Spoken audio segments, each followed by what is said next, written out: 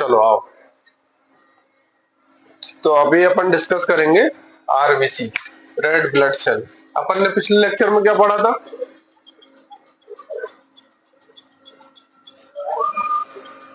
अपन ने blood composition पढ़ा था। अब अपन देखते हैं, उसमें अपन ने देखा था सेल्स और प्लाज्मा। अब सेल्स में एक अपन आरबीसी पढ़े थे कि आरबीसी होता है, और डब्ल्यूबीसी प्लेटलेट। आज आरबीसी अपन डिटेल में पढ़ेंगे। तो आरबीसी को ना एरिथ्रोसाइट भी कहते हैं। एरिथ्रो मतलब रेड, साइट मतलब सेल। ठीक है। कौन कौन सी हेडिंग पे देखेंगे? इसका साइज कितना होता है नॉर्मल। एरिथ्रोपोइसिस मतलब ये आरबीसी जो बनने की प्रोसेस होती है, जो इसका सिंथेसिस होता है, बोन मैरो में बनती है आरबीसी, ब्लड बोन मैरो में बनता है। ठीक है। तो वो जो कैसे बनती है, कौन कौन सी स्टेप होती है, उसको एरिथ्रोपोइसिस कहते हैं। फिर देखेंगे इसकी नॉर्मल रेंज क्या होती है अलग अलग एज ग्रुप में। फिर देखेंगे ये कम होता है तो कौन सी कंडीशन होती है, ज्यादा होता है तो कौन सी कंडीशन होती है, और लास्ट में इसका फंक्शन क्या होता है आरबीसी। ठीक है। ये सारी हेडिंग पे देखेंगे। तो सबसे पहले इसका साइज।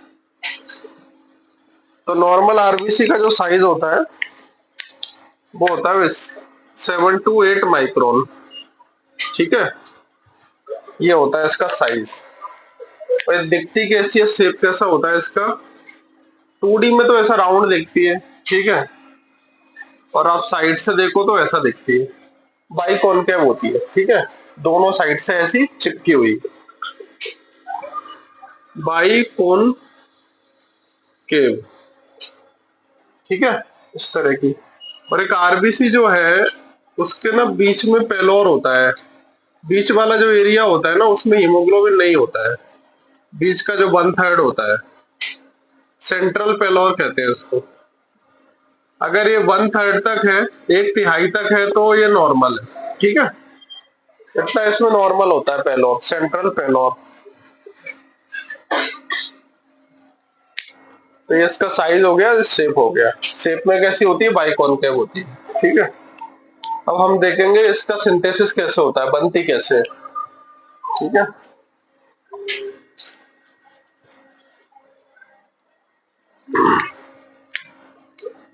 जो एरिथ्रोपोइसिस है उसमें क्या क्या स्टेप्स होते हैं? एरिथ्रोपोइसिस मतलब आरबीसी का सिंथेसिस। आरबीसी बनेगी कैसे? ठीक है। कहाँ होता है ये? बोन मैरो में। अडल्ट में बोन मैरो में होता है। ठीक है। सबसे पहले होती है हेमेटोपोइटिक स्टेम सेल।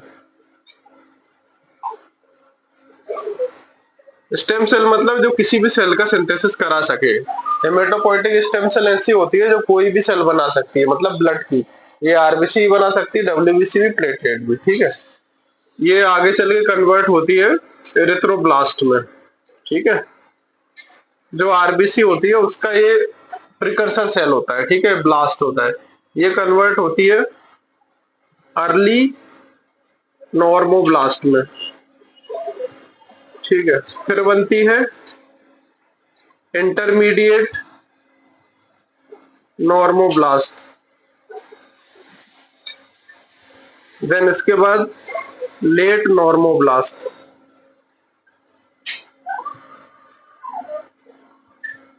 फिर आएगी रेटिकुलोसाइट, जो हम रेटिक काउंट करते हैं ना, रेटिकुलोसाइट। लास्ट में बनती है मैच्योर आरबीसी।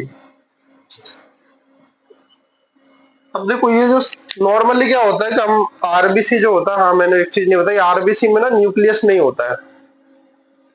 वैसे हर सेल में न्यूक्लियस होता है, पर आरबीसी में कोई न्यूक्लियस नहीं होता है। ठीक है। तो ये जितनी भी सेल्स है इन सब में न्यूक्लियस होता है, सब में न्यूक्लियस रहेगा। रेटिकुलोसाइट में थोड़ा थोड़ा रेमिनेंट्स होते हैं इस तरह के। ठीक है। न्यूक्लियस नहीं होता है, पर आरबीसी में आके सब कुछ क्लियर हो जाता है। ये रेड कलर की बस सेल होती है, कोई न्यूक्लियस नहीं होता है। तो ये मैच्योर आरबीसी बन जाती है इस तरीके से। ये सारे स्टेप्स होते हैं। रेटिकुलोसाइट जो काउंट हम करते हैं उसमें क्या होता है कि ये बड़े हुए होते हैं। कुछ कंडीशन होती है जिसमें ये बड़ी हुई होती है, कुछ में कम होती है। जहां पे रेटिकुलोसाइट बड़ी हुई है वो ये बता रहा है कि आरबीसी जो सिंथेसिस की प्रक्रिया है, एरिथ्रोपोइसिस है, वो बड़ी हुई है, ज्यादा तेज चल रही है, इस वजह से ये बढ़ गई है। ठीक है। जैसे कभी ब्लड लॉस होता है हीमोलिटिक एनीमिया होता है तो उसमें ये बढ़ जाती है। ठीक है, इसके लिए अपन एक अलग से लेक्चर करेंगे रेटिकुलोसाइट के लिए। ठीक है, ये आखिरी में बनती है। आरबीसी मतलब हम इसकी बात कर रहे हैं, ये आती है सर्कुलेशन। नॉर्मल में यही दिखता है। इसका जो लाइफ स्पैन होता है, आरबीसी का नॉर्मल लाइफ स्पैन कितना होता है? लाइफ स्पैन मतलब कितना दिन जीती है ये? तो ये जीती है 90 से 120 दिन। ठीक है, लगभग 3 से 4 महीना।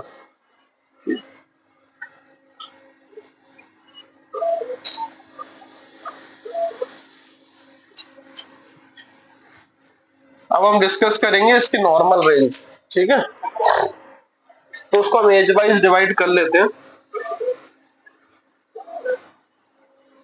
नॉर्मल रेंज, इसकी यूनिट क्या होती है? 10⁶ सेल्स पर क्यूबिक एमएम। क्यूबिक एमएम बोलो या माइक्रोलीटर बोलो, एक ही बात है। ठीक है, 10⁶ मतलब मिलियन। ठीक है, अब सबसे कॉमन हमारे पास हम किसको देखते हैं? अडल्ट मेल में देखते हैं। ठीक है, अडल्ट मेल में क्या होता है इसका नॉर्मल रेंज? 5 ± 0.5 मिलियन सेल्स पर क्यूबिक एमएम, मतलब 4.5 से लेके 5.5 तक। ठीक है, अडल्ट फीमेल, अडल्ट फीमेल में होता है 4.3 से ±0.5, मतलब 3.8 से 4.8 तक। ठीक है, नियोनेट, नियोनेट का मतलब होता है जो 1 महीने तक के बच्चे होते हैं। ठीक है, उसमें थोड़ा ज्यादा होता है काउंट, तो इसमें होता है 6 ± 1 मिलियन सेल्स पर क्यूबिक एमएल। फिर होता है इन्फेंट्स, इन्फेंट्स मतलब जो 1 साल तक के बच्चे होते हैं। ठीक है, ये 1 महीना, 0 to 1 महीना, और ये 1 महीने से लेके 12 महीना। ठीक है, इन्फेंट्स, इसमें होता है 4.5 ± 0.6, यूनिट यही रहेगी। ठीक है, 10⁶ सेल्स पर क्यूबिक एमएम। फिर 2 to 12 ईयर्स के जो बच्चे होते हैं उनमें होती है इसकी यूनिट, ये रेंज 4.6 ± 0.6। ठीक है, तो ये इसकी नॉर्मल रेंज हो गई कि ये एज के हिसाब से ये नॉर्मल रेंज होना चाहिए आरबीसी की। ठीक है, तो हमको ये तो याद होना ही चाहिए, ज्यादा कुछ नहीं हो तो। अडल्ट मेल और अडल्ट फीमेल का 5 ± 0.5, 4.3 ± 0.5। ठीक है, ये हो गया। तो ये हमने नॉर्मल रेंज डिस्कस कर लिया। अब हम डिस्कस करेंगे कि आरबीसी का फंक्शन क्या होता है, काम क्या होता है इसका। ठीक है,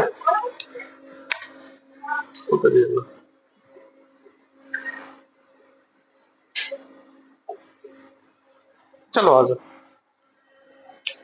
फंक्शन में एक तो ट्रांसपोर्ट ऑफ जो गैस जो होता है हीमोग्लोबिन की मदद से, वो कराती है। हीमोग्लोबिन आरबीसी के अंदर होता है। ठीक है, तो जो हीमोग्लोबिन ट्रांसपोर्ट कराता है गैसेस का, लंग्स से लेके सेल तक और सेल्स से लेके लंग तक। ठीक है, तो ट्रांसपोर्ट ऑफ गैस कराता है। और दूसरा, ब्लड ग्रुप के जो एंटीजन होते हैं वो आरबीसी की सरफेस पे होते हैं। ठीक है, तो ये इसकी सरफेस पे होते हैं। और क्या कराता है? हमारे ब्लड का पीएच मेंटेन होता है 7.2 के अराउंड, तो उसमें ये बफर का काम करता है। ठीक है, बफर का काम करता है, पीएच को मेंटेन करता है ब्लड, क्योंकि ये हाइड्रोजन आयन की जो कंसंट्रेशन होती है उसको रेगुलेट करता है। तो हम तो मोटा मोटा ऐसे याद रखते हैं कि ट्रांसपोर्ट ऑफ गैसेस में हेल्प करता है, ब्लड ग्रुप एंटीजन इसकी सरफेस पे होते हैं, बफर का काम करता है, और ये विस्कोसिटी मेंटेन करता है ब्लड की। विस्कोसिटी मतलब जो ब्लड में जो गाढ़ापन होता है, क्योंकि ब्लड में घुली होती है प्लाज्मा में आरबीसी, तो वो जरूरी होता है फ्लो के लिए। ठीक है, ब्लड फ्लो के लिए ब्लड की विस्कोसिटी मेंटेन करना। तो 4 ये फंक्शन है आरबीसी के। ठीक है, transport of gases, blood group antigen, buffer का काम करता है, उससे पीएच मेंटेन करता है, और विस्कोसिटी ऑफ ब्लड मेंटेन करता है, which is essential for the flow of the blood. ठीक है,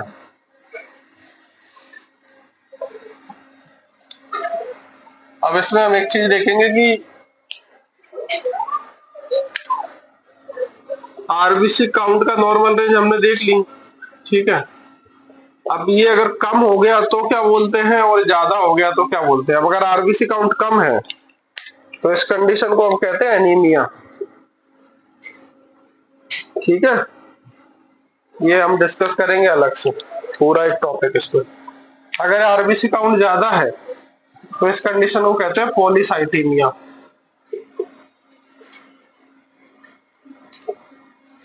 ठीक है। तो आज के लेक्चर में इतना ही रखते हैं। अब अपन अगले में पढ़ेंगे ब्लड का सिंथेसिस कैसे होता है, हेमेटोपोइसिस, ठीक है, वो पढ़ेंगे। अच्छा, ज्यादा बड़ा क्यों